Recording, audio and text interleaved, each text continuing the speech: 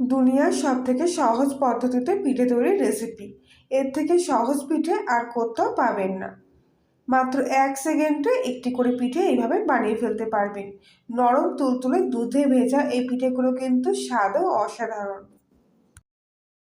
পিঠে বানানোর জন্য প্রথমেই আমি 1 বাটি জল নিয়েছি। এই জলটা আমি এবার প্যানের মধ্যে দিয়ে একটু গরম করে নেব। আর এর মধ্যে দিয়ে দেবো স্বাদ মতো লবণ। লবণটা জলের সাথে প্রথমে ভালো করে একটু মিশিয়ে নিচ্ছি।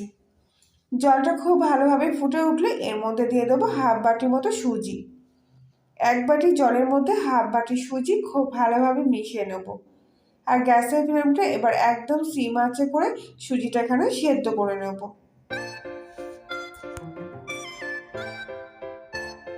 এখানে আমি সুজি দিয়ে পিঠেটা করছি। আপনারা চাইলে চালের গুঁড়ো দিয়েও কিন্তু পিঠেটা খুব সহজে একদম একইভাবে বানিয়ে ফেলতে পারবে। অনবরত কিন্তু এইভাবে নাড়াচাড়া করতে হবে সুজি জল দিয়ে সেদ্ধ করার সময়, তাহলে খুব ভালোভাবে সেদ্ধ হবে। আর এইভাবে কিন্তু একটু চেপে চেপে দিতে হবে যাতে সুজির দলা ভাবটা খুব ভালোভাবে জলের সাথে মিশে যায়। কিছুক্ষণ পর যখন দেখবেন সুজিটা এইভাবে কড়ার গায়ের থেকে উঠে চলে আসছে, তখনই জানবেন সুজিটা কিন্তু খুব ভালোভাবে সেদ্ধ হয়ে গেছে।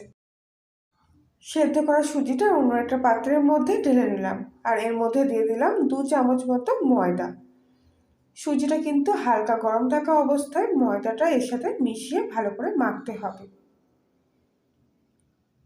সুজি দিয়ে কিন্তু আজকের এই পিঠেটা করছি, তবুও আমি 2 চামচি মতো ময়দা দিলাম, নইলে কিন্তু সুজির পিঠেগুলো ফেটে যেতে পারে। তাই সুজি দিয়ে যখনই কোনো রেসিপি বানাবেন অবশ্যই কিন্তু অল্প সামান্য একটু ময়দা ওতে অ্যাড করবেন। তখন দেখবেন পিঠেগুলো কিন্তু একদমই ভাঙবে না, সুন্দর মোলায়েম হবে। আর আপনার ভাজতেও খুব সুবিধা হবে। খুব ভালোভাবে কিন্তু ময়দার সাথে সুজিটা মিশিয়ে নিয়েছি। আর যখন হাতে অল্প অল্প লেগে আসছিল তখন সামান্য একটু ঘি দিয়ে আবারও খুব ভালোভাবে সুজিটা এখানে মেখে নিচ্ছি।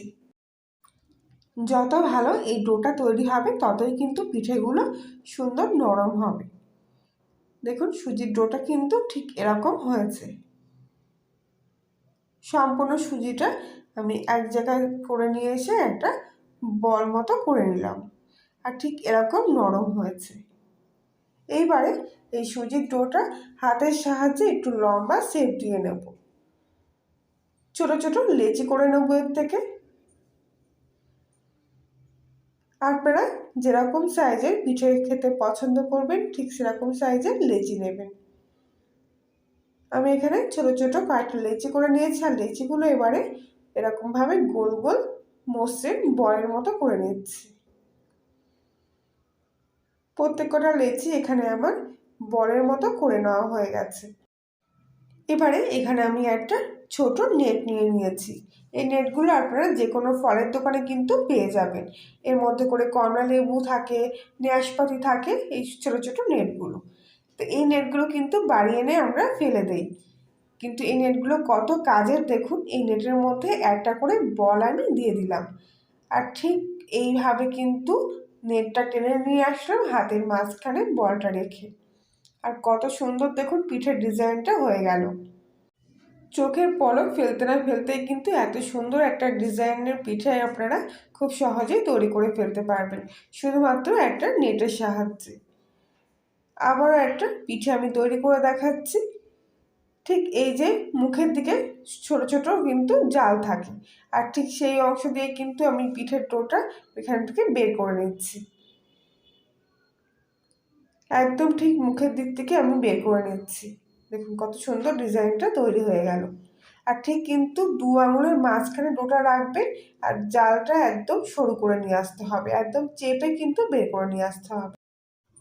এবারে আমি অন্য একটা ডিজাইন করব ঠিক এই নেট দিয়েই। নেটের মাঝ বরাবর অংশে আমি আরেকটা ডো নিয়ে নিলাম। আর আবারও ঠিক একই পদ্ধতিতে এইভাবে বের করে নিয়ে আসলাম। আর দেখুন কত সুন্দর একটা আনারসের মতো পিঠের আকৃতি তৈরি হয়ে গেল। একই নেট দিয়ে কিন্তু 2 থেকে 3 ধরনের ডিজাইন খুব ভালোভাবেই আপনারা করতে পারবেন। দেখুন এখানে আমি 3 ধরনের ডিজাইন করে নিয়েছি। একটা আনারস, একটা এরকম ফুলের মতো, আর আরেকটাও কিন্তু সুন্দর এরকম ঝিনুকের মতো ডিজাইন হয়েছে। একটা শুধুমাত্র নেট দিয়ে 3 ধরনের ডিজাইন, তাও আবার সেকেন্ডের মধ্যেই কিন্তু আপনারা তৈরি করে ফেলতে পারবেন। আর কেউ দেখলে বুঝতেই পারবেন না যে এত সহজেই আপনারা পিঠেগুলো এইভাবে তৈরি করে ফেলেছেন। আশা করছি আপনারা দেখে কিন্তু বুঝতে পারলেন যে কীভাবে আমি পিঠেগুলো তৈরি করছি। বাড়ির বাচ্চারাও কিন্তু এই কাজটা করতে খুব আনন্দ পাবে।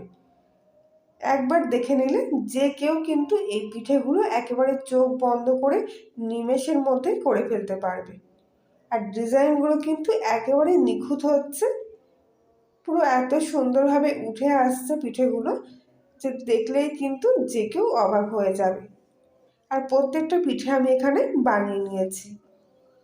এবারে এই পিঠেগুলোর জন্য আমি কিছুটা তেল কড়াইতে গরম করে নিয়েছি, আর গরম তেলের মধ্যে এক এক করে পিঠেগুলো আমি এভাবে ছেড়ে দিচ্ছি। লো টু মিডিয়াম আছে এই পিঠেগুলো কিন্তু আমি ভেজে নেব। এই পিঠেগুলো কিন্তু ভাজলে একদমই ভেঙে যাবে না, আর শেপটাও কিন্তু নষ্ট হয়ে যাবে না। ঠিক যেরকম ডিজাইন ছিল সেরকমই কিন্তু থাকবে, বরঞ্চ ডিজাইনগুলো কিন্তু ভাজার পর আরও সুন্দরভাবে ফুটে উঠবে।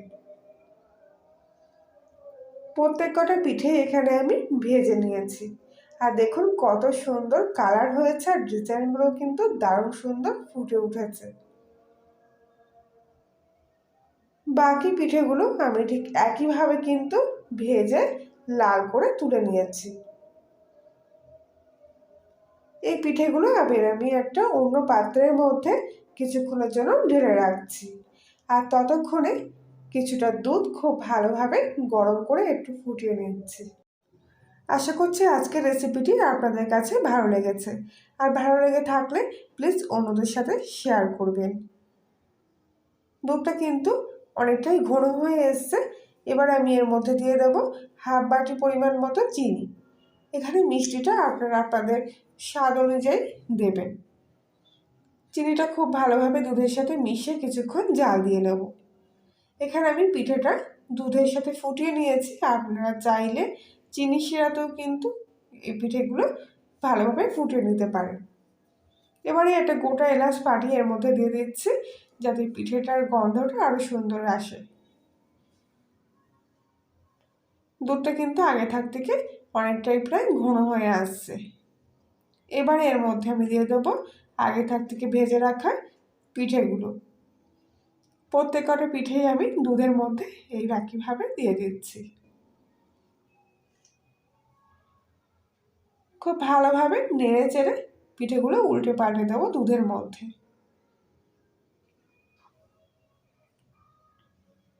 প্রায় 5 মিনিট মতো পিঠেগুলো আমি দুধের সাথে এইভাবে খুব ভালো করে ফুটিয়ে নিয়েছি। এরকমভাবে দুধের মধ্যে দিয়ে ফোটালে কিন্তু পিঠেগুলো খুব নরম হবে।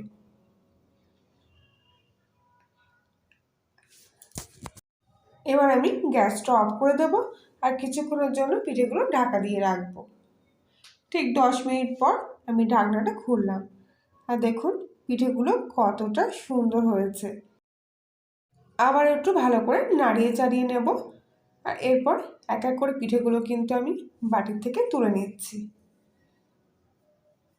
এরকম লোভনীয় পিঠে কিন্তু একটা খেলে মন ভরবে না, পুরো এক বাটি কিন্তু নিমেষের মধ্যে খেয়ে ফেলতে পারবেন।